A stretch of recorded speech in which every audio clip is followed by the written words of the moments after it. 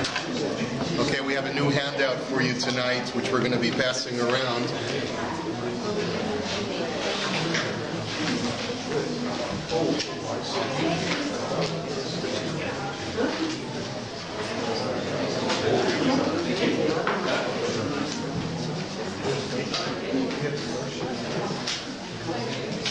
Diane, would you close the door? That door behind you. Thank you.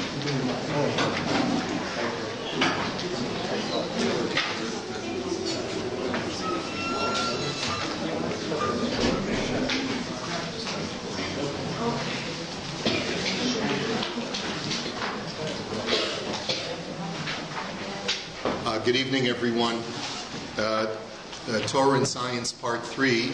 Tonight we're going to talk about Genesis and the Big Bang. The title, of course, is a deferential nod to the book by Gerald Schroeder, who is a from physicist, cosmologist, scientist, who lives in Israel and has written that famous book called Genesis and the Big Bang. So we're going to talk a little bit about the philosophy, as we started the last 2 weeks, of trying to create some kind of synthesis and integration between Torah and science and the virtues and potential vices that lie therein. And we'll do it in the context of talking about the story of creation. And the reason why, as you've noted, we've taken more of the philosophical approach to Torah and science, there's a whole area of discipline called the philosophy of science, is because I'm not a physicist, I'm not a cosmologist. The only type of science that I know is computer science, which is not going to really help us in these kinds of discussions. So I don't feel that it would be a bit presumptuous of me to try and lecture about quantum physics and about cosmology and the age of the universe when I really don't know what I'm talking about, and I haven't gone through the computations myself, and I don't have that formal training. But we certainly can talk about the similarities that seemingly exist between the Torah's account of creation and the current scientific model for creation. And that's really following the Maimonidean emphasis on trying to see Maisa Bereshis and Maisa Merkava as part of Torah. As we've been discussing for the last 2 weeks, this is a very consistent exercise. We start off with the Gemara. You'll notice that in this handout for this week, all of our texts are in English. The texts are easily available in Hebrew as well for those who would like to see the original Hebrew. But I figured it would be easier this way. The Gemara in Shabbos, Daf Ayin Hey, Amin Aleph 75a, in source number 1 says, Rabbi Yochanan said, how do we know that it is a mitzvah for a person to calculate the astronomical dates and constellational equations? It says, you shall observe and do. Why? For it is wisdom and understanding in the eyes of the nation. Ki hi chochmaschem uvinaschem le'einei ha'amim. It is your wisdom and your understanding in the eyes of the other nations. For when they hear all these matters, they will say, what a wise and understanding nation this is. Now, the Gemara itself acknowledges that this pasuk is a little bit puzzling, because what aspect of religious observance is going to evoke that kind of admiration in the eyes of the rest of the world? So the Gemara says, which is wisdom and understanding in the eyes of the nations, conclude that this refers to astronomical dates and constellational equations. The Gemara, at least this opinion in the Gemara, says that really the only way that we can make sense of this pasuk is to note that there are certain aspects of religious practice that require a working knowledge of astronomy and mathematics. And when the other nations of the world see how focused we are on even the most intricate of details of halachic observance that require a working knowledge of the sciences, that is what's going to earn us the admiration of the other nations, right? It may not earn us the admiration of the other nations when we wear a red bendel. That may not be the thing that's going to say, wow, what an amazing people, right?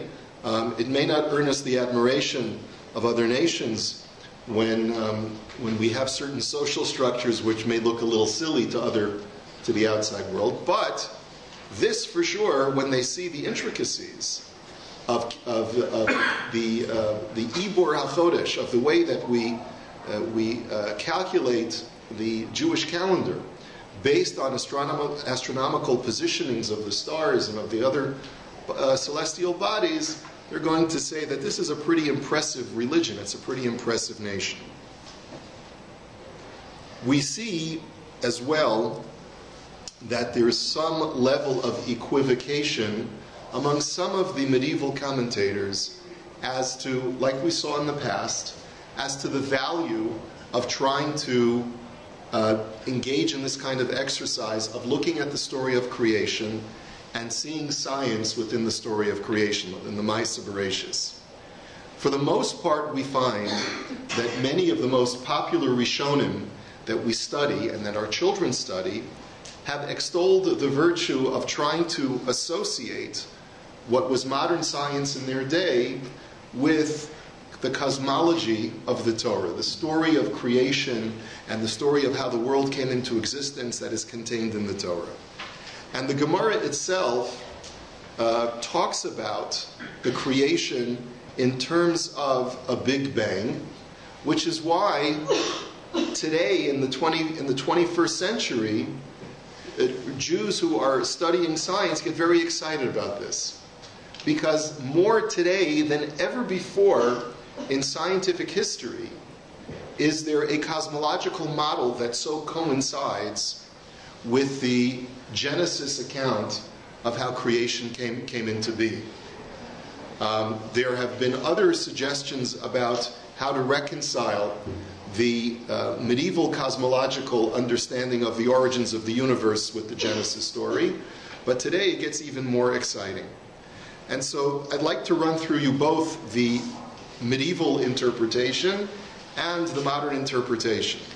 But keep in mind, I'll jump to the end first, because just in case we run out of time, that as exciting as it is for a scientist who's religious and wants to reconcile the Torah with science, as exciting as it is today to be able to look at the Genesis account and the Big Bang Theory and see how much they jive with each other, it is also as equally frustrating for those who would like to uncouple science from religion and who would like to jettison religion from modern society as being a hindrance and as being something that is an anachronism to modern society, which no longer needs the vice of religion.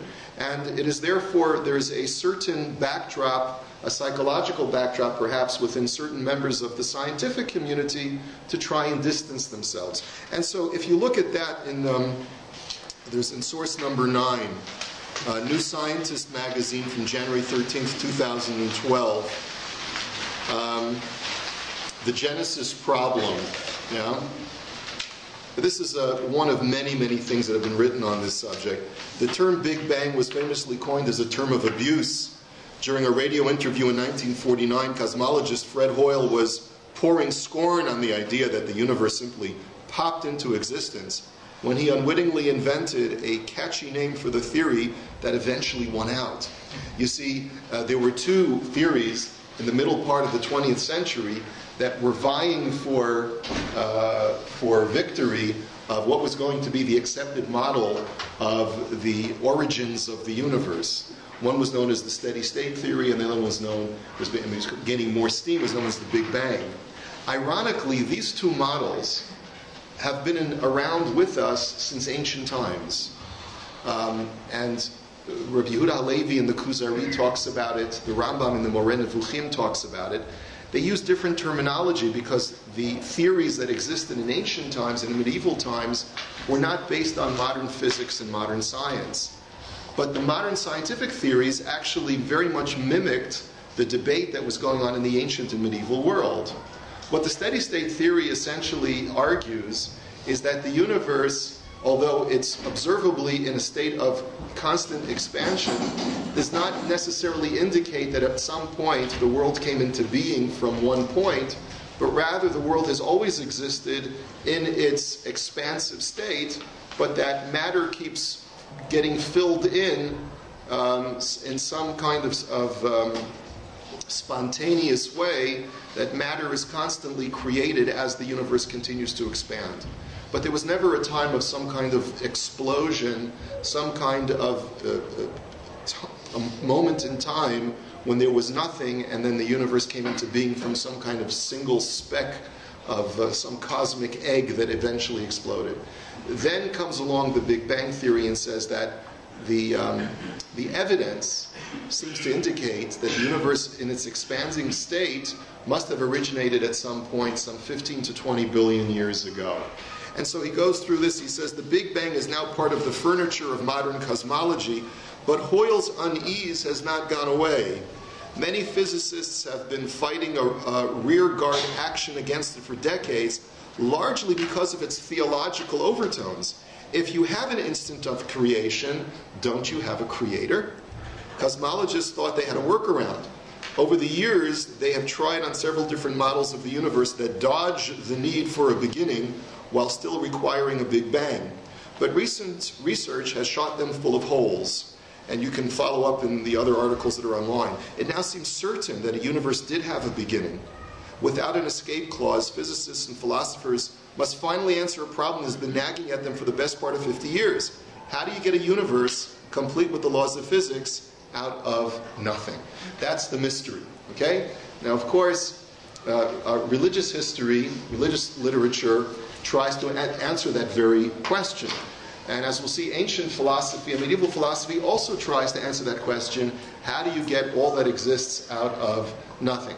But what I think is very important for us to remember is that everyone, to one extent or another, is engaging in some degree of apologetics. And what I mean by that is that we all come to the table, we all come to the scientific table, to the table of pure science. No one comes without prejudice. Everyone's coming with a bias. You're either coming with the bias of, I wish that this proves the Torah to be true, because otherwise I've been wasting my time. Right? Or, I wish this proves that the Torah is not true, so that I can continue living whatever hedonistic or fill-in-the-blank lifestyle that I'm living. Right? So everyone's coming to the table with something. It's not just people of faith, and it's not just people without faith. We all have our own agendas. Okay? Now, let's start at the beginning in the Torah. In the beginning, God created heaven and earth. The earth was chaos and void in source number 2. And there was darkness upon the surface of the deep, and the Spirit of God hovered upon the surface of the waters. Very vague, deliberately vague depiction of what's going on. And how is man supposed to understand these texts? They're extremely subject to interpretation. They could really mean anything. And we have to resign ourselves to the fact that they could mean anything. And yet that didn't stop our great Torah commentators from suggesting that what they were referring to were based upon the science of their day that would bear out the truths, the real truths of these psukim. The Gemara starts off in this discussion, and it tells us in Chagiga Yud Beis Amud Aleph, it says Rav Yehuda in the name of Rav, when God first created the universe, it commenced expanding like two balls of yarn in two opposite directions. This continued until God rebuked the universe and made it stay stationary. And what does that sound like? It sounds like an expanding universe that starts with a Big Bang. Thus the scripture states, the pillars of heaven shudder and are astounded by his rebuke. This is in consonance with what Reish Lakish said. What is the meaning of I am El Shaddai? God said, I'm the one who has Sheh Amar La'olamo Dai, who has said to his world, die. That's what the word Shaddai, and it's a contraction of the word of God saying, die, enough, like Dayenu. Stop expanding. Now, is the universe still expanding according to modern science? Of course it is. So what would the Gemara mean in this context? Well, the world, the universe as we know it, is in a constant state of expansion, but the elements and the physical matter which makes up the universe that we recognize as our world has come to a state of stasis, in the sense that the periodic table is stable at this point, in this slice of of cosmic history. Is it subject to change at some point? We don't know. Yes, quite possibly. But at least for the period of God's intent for human existence, everything is stable. And so from the human vantage point, God did say at some point, okay, everything stay stable so that the human beings can have some stable level of existence throughout this very short chapter that we call the 6,000 years of human history, which is what the Gemara is talking about. Of course, during the first 15 billion years that came before us, the universe was in a state of flux and eventually cooled off and was brought to the state that we know it. But at least for the last few million years or so, things have been pretty stable. That's the way you would understand the Gemara in that light.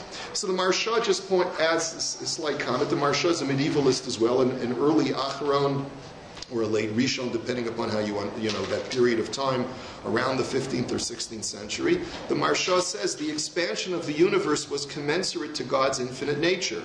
It was thus necessary for God to rebuke the universe to make it a fixed and finite physicality. And here you see the Maharsha reflecting an idea that is reflected in so much of our traditional writing, which is that the universe, the physical universe, is really an anomaly of existence, because normally when I create something, I expect the thing that I create to be reflective of the Creator. And the reality is that the universe does bear some resemblance to the Creator, but only in a very deficient and inferior way.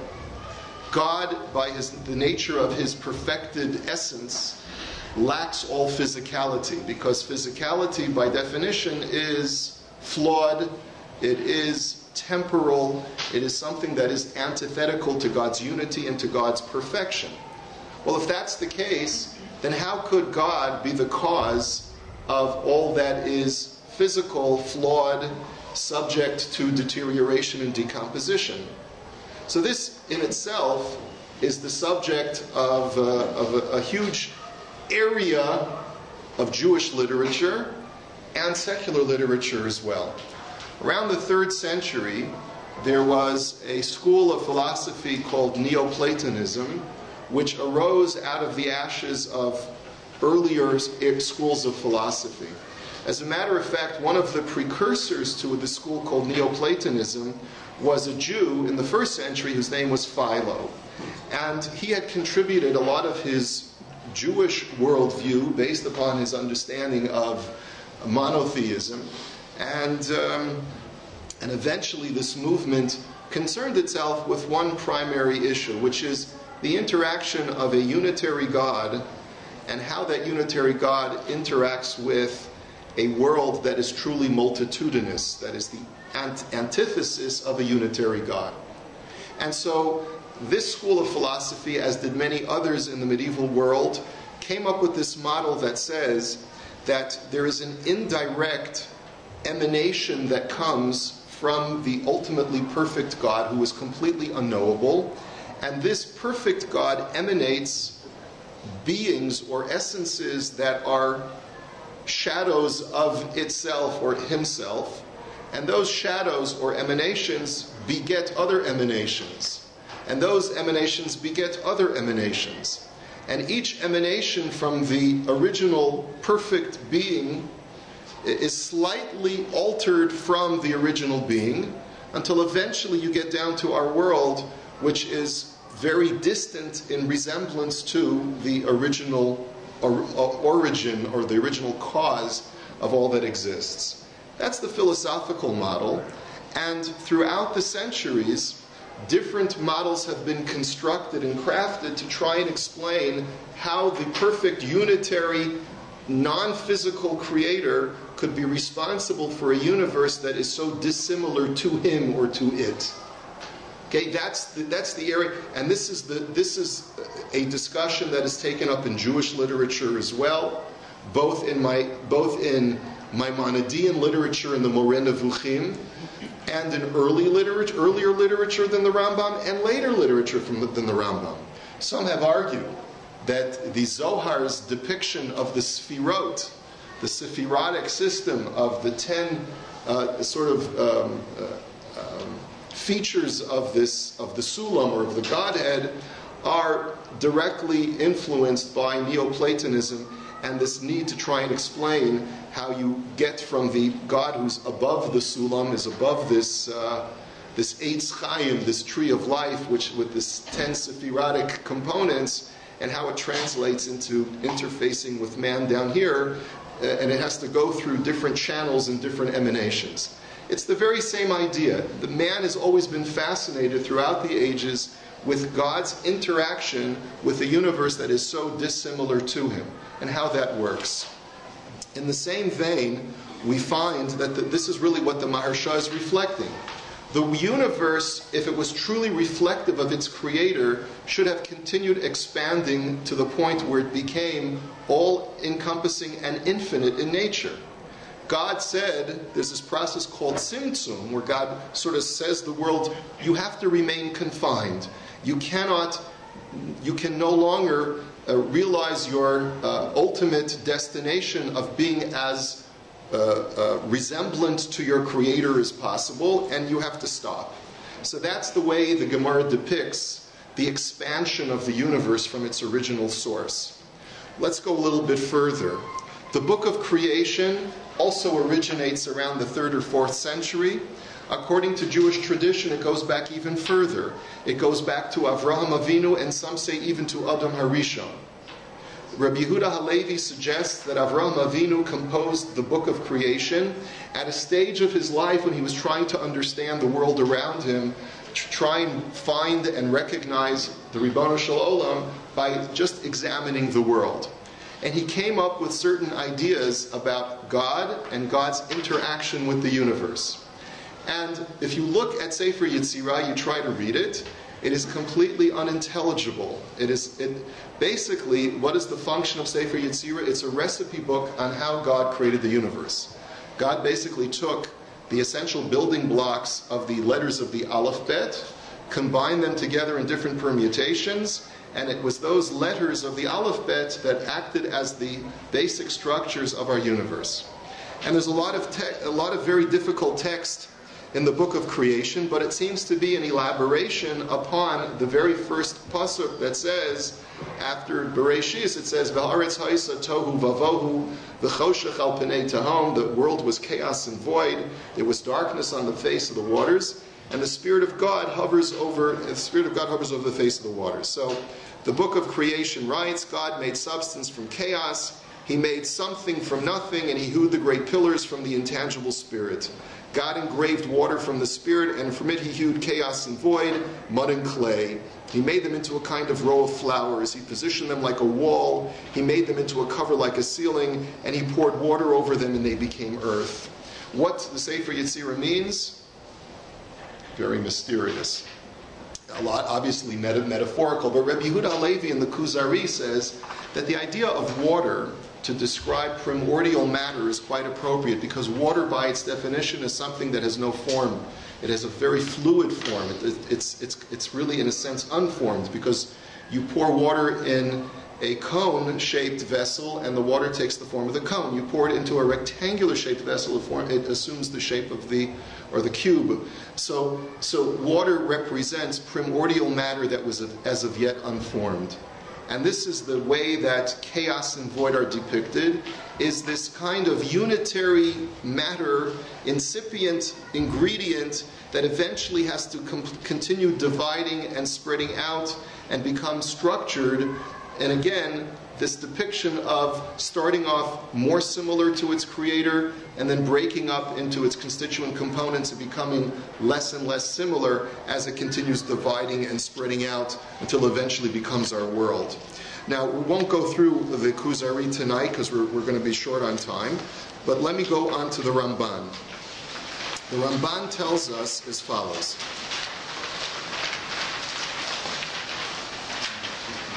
Source number 7, the Ramban says, now listen to the explanation of the text in its most simple and clear meaning. HaKadosh Baruch Hu created all created things from absolute nothingness. The only word that we have in Hebrew to describe a creation from nothing is the word bara, bet resh aleph, that's the verb. And that's why the first word of the Torah is Bereshit, from the word bara. Bereshit bara Elokim, that God created, the verb bara. And that's only in reference to heaven and earth. Anything that appears beneath the sun or above it did not come into existence directly from this initial state of creation. Rather, God produced from this absolute nothingness a very ethereal element possessing no real substance of its own. Cosmologists like Schroeder suggest that this is exactly the way scientists describe that original cosmic egg that was the origin of the Big Bang. It was a faculty of production ready to receive form and to go from potentiality into reality. This was the incipient matter known by the Greeks as hule, formless matter. God did not do an act of bara after creating this initial matter, but rather did acts of yatzar and asa, two other verbs in Hebrew. For from this hule he produced all that exists and adorned the incipient matter with forms and rectified them. So you see the Ramban is describing almost like a Big Bang, which starts off with a cosmic egg, which explodes with this huge burst of energy, an indescribably huge burst of energy, and some of that energy eventually converts into matter.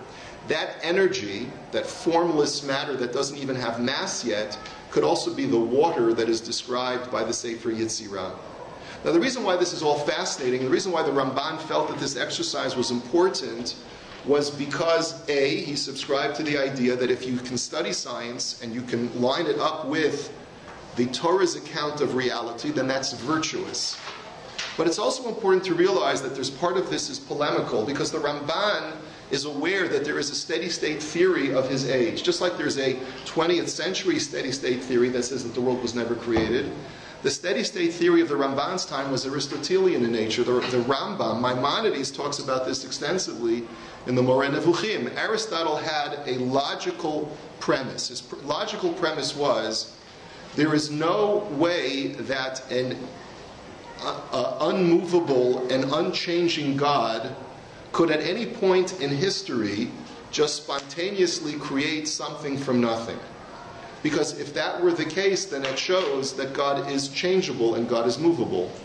So the fact that God is unmovable and unchangeable, and he must be so by virtue of his perfection, then the universe that emanates from him also must have eternally existed. It's a little bit strange to get our heads around it, to think about a universe that has no origin, but that's precisely what Aristotle believed. The story of Genesis goes counter to that Aristotelian belief. Interestingly enough, Rabbi Yehuda Halevi writes in the Kuzari that there is no greater logic to the story of creation than the story of the steady-state theory of Aristotle, because the truth is, both of them you can freight kashas. On both accounts you can ask questions. You can ask questions about the nature of God and what is it that caused God to all of a sudden create a universe out of nothing? What was God missing before he created the universe? And if he was missing nothing, then why did he create? And if he was missing something and that caused him to create, that means that at some point God was imperfect or deficient in some way. So this is riddled with mystery. And the steady-state theory is also riddled with mystery, because how can something have no beginning? Okay, so Rabbi Yehuda Halevi says, it's not that the Genesis account in the Torah makes more sense than Aristotle. Aristotle simply had no need to subscribe to the Genesis account because he didn't have a Torah. And so therefore he thought what made sense to him, and he came to his conclusions.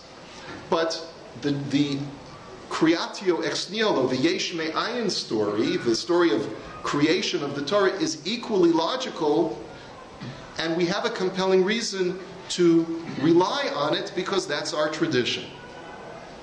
The Rambam takes a slightly different approach, and he says, actually, logically, I feel that the story of creation makes more sense. And he says, well, I have great respect for Aristotle, and I feel that he got most of physics right. The one area that he didn't get right was the account of creation. The Ramban goes on, and he talks about what tohu is, he talks about what bohu is. We don't have time to go into that. But take a look what he writes in Pasuk 4, in source number 8. He writes, it would also seem to me correct that when heaven and earth materialize from nothingness to reality, as we mentioned in the first verse, that is when time began. Because you can't have time without matter. Which is precisely what cosmologists say about the Big Bang Theory as well. That's when time began to exist. Even though it's very difficult to even formulate a sentence to describe that, because you can't even talk about what happened before time, because if there's no time, there can't be before. So I don't understand it. But anyway, even though our time is measured in minutes and hours, and our gauges are light and darkness, only when there is physical reality can there be time. So he's saying something that is very much, sounds very familiar to a 21st century scientific ear, which talks about the cosmic egg. And hence you see that there's great disturbance within members of the scientific community who see these similarities and say, oh, this is not, this will not do. This just won't do. Because there is so much confirmation for completely different reasons. The Ramban and the Rambam were relying on observations that perhaps may have been proven to be incorrect. But when matched up with the modern cosmological models that are based upon scientific evidence of the 21st century, we see that they do match up very elegantly. Schroeder, in both Genesis and the Big Bang, in his later book called The Science of God, in source number 10, tells us, and this is his theory, that there really is no contradiction between a 15 to 20 billion year old universe and a 6,000 year old and 6 days of creation.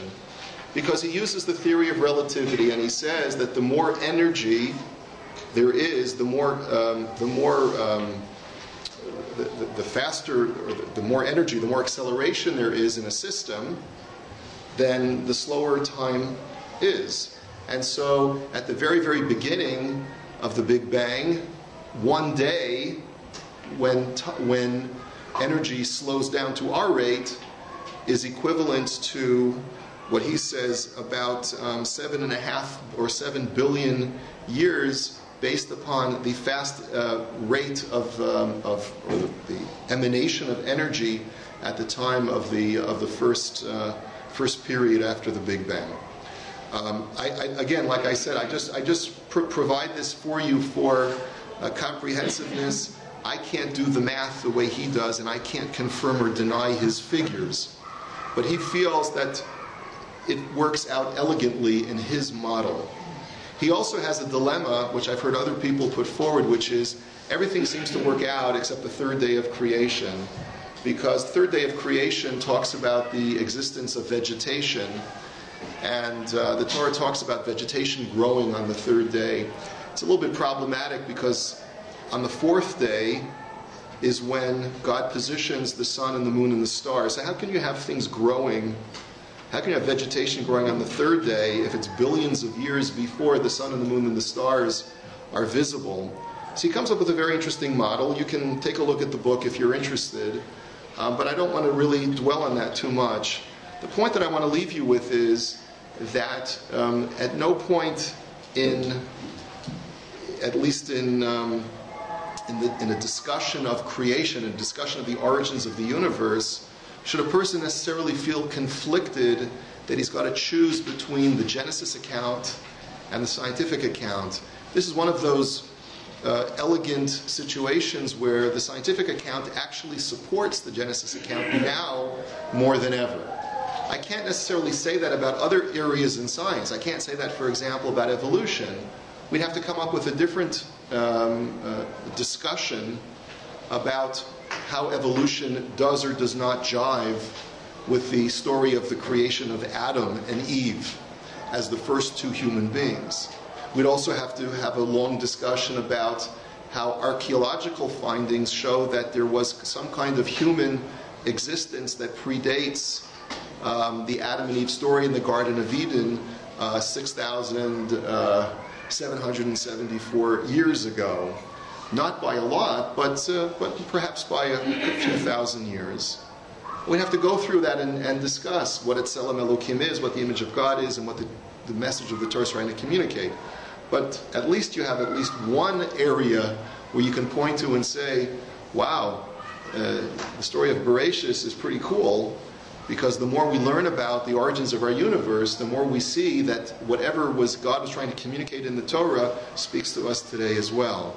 That's why last year I gave a drasha on Genesis and the Higgs boson. I won't bore you with trying to explain it again. If you want to read the article, you can read it. But I'll open up the floor because we're quickly running out of time. Anyone want to comment or raise a thought or comment or question? Yes, Laser. How vital is the concept of Yesh Me'ayin in terms of Yahweh? That's a very good question. How important is the concept of Yesh Me'ayin? The first question we have to ask is, where does it come from? Where does it come from? It's not necessarily contained in the Torah. The Ramban says it is. The Ramban says the verb bara means Yesh Me'ayin. But that's not necessarily true. That's his interpretation. You should know that Rabbi Yehuda Halevi in the Kuzari says that it's not vital. You're not like an Apikairos if you believe that God created the world from pre-existent material. He cites a Platonic model. He cites that Plato had believed in primordial matter that existed before the creation of our world, and that the world was created from this primordial, shapeless matter. He said if a Jew wants to believe that, he can. There's no reason to, but if that's what you believe, gesunter hate. The Rambam writes the same thing in the Moreh Nevuchim. And he writes that a Jew is not a heretic if he believes that, but he doesn't believe necessarily that that's the correct approach. It doesn't seem like the Yesh Me'ayin approach is really that much of an issue. It's not really that important. There are even midrashim which which seem to indicate that there was not a Yesh Me'ayin. The Medrash tells us that the reason why we're not supposed to study about what existed before the Torah starts with the word Bereshit. The Bays is like a bracket that says, start here, don't go back any more before Bereshis, because it's embarrassing for God to try and describe, and I say embarrassing, why?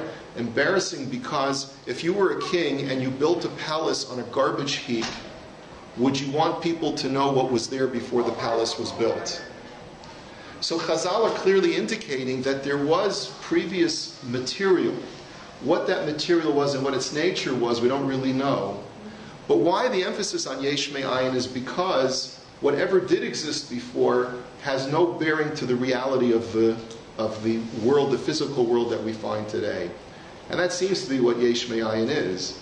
For the Ramban, Yesh Me'ayin is an elegantly jives with the cosmic egg of the Big Bang.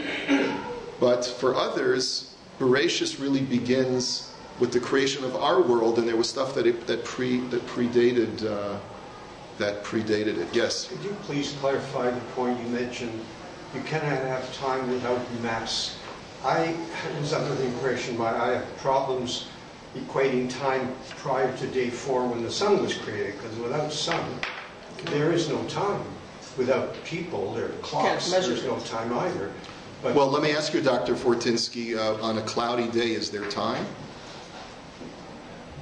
On a cloudy day, the sun still exists. How do you know? Well, I know the sun exists.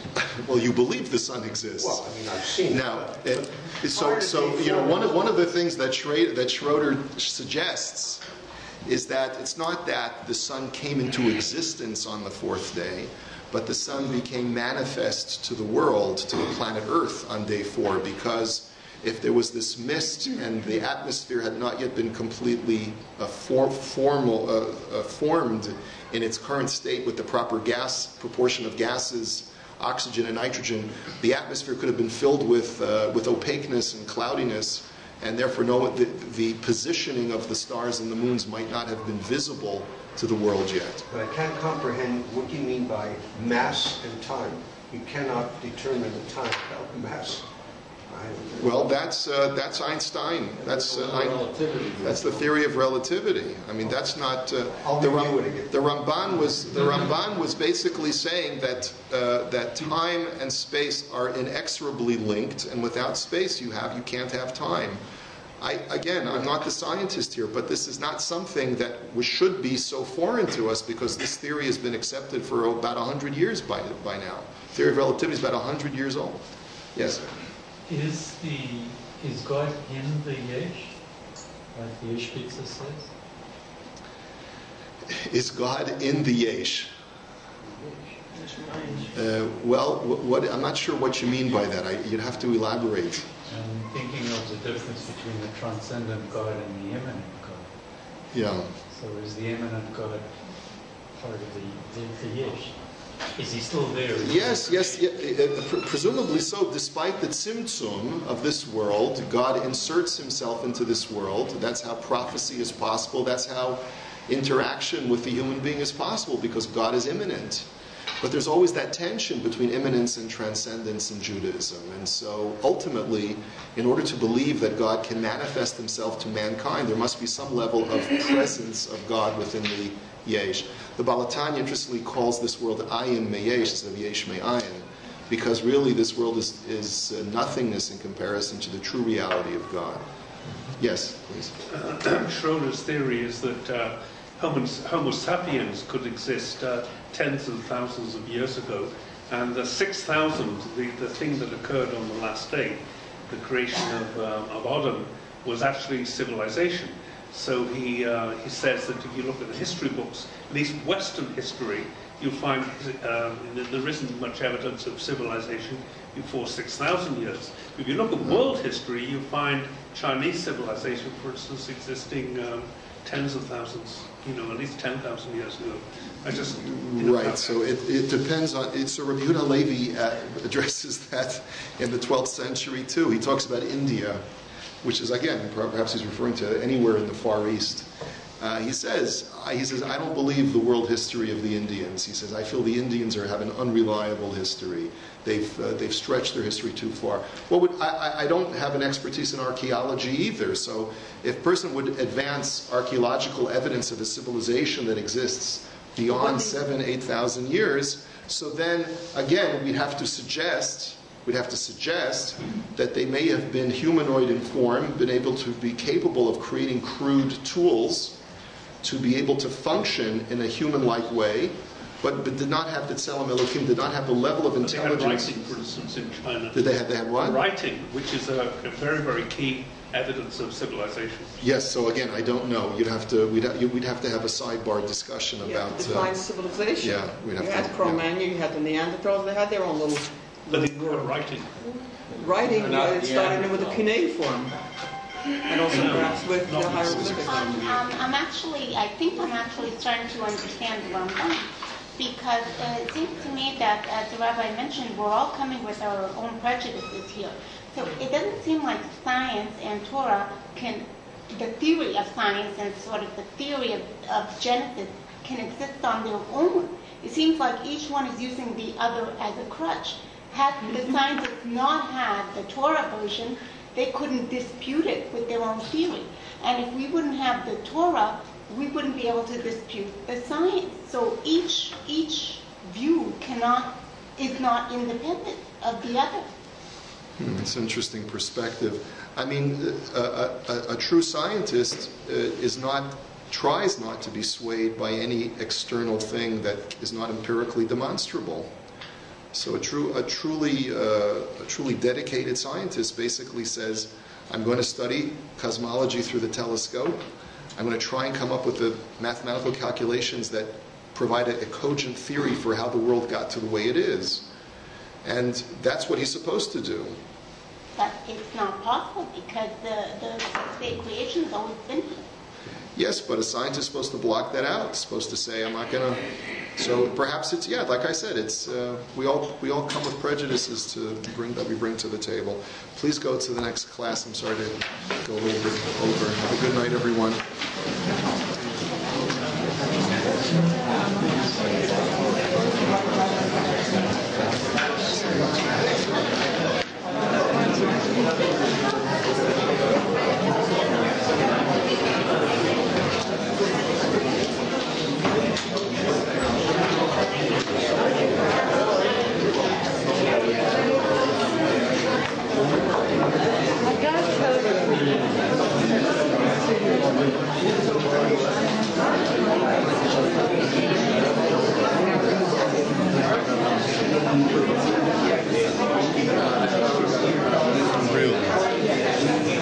Because he was conservative.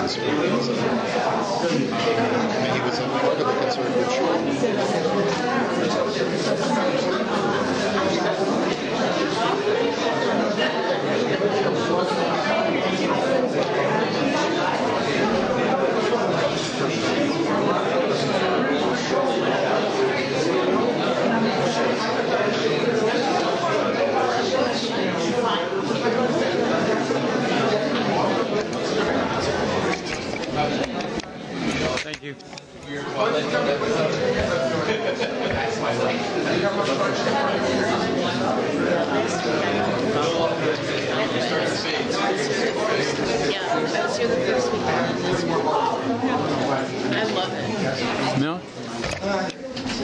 should get printed up for this night, something like that. Because otherwise people keep coming in and out the door all the time. From Sheer in Progress Market.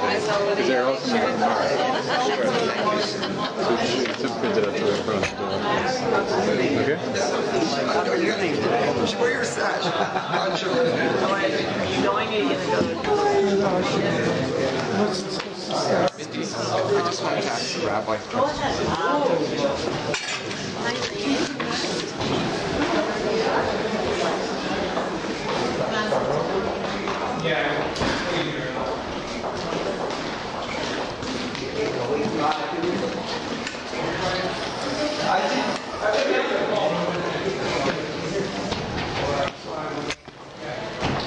I see when we pull up. Yeah, okay.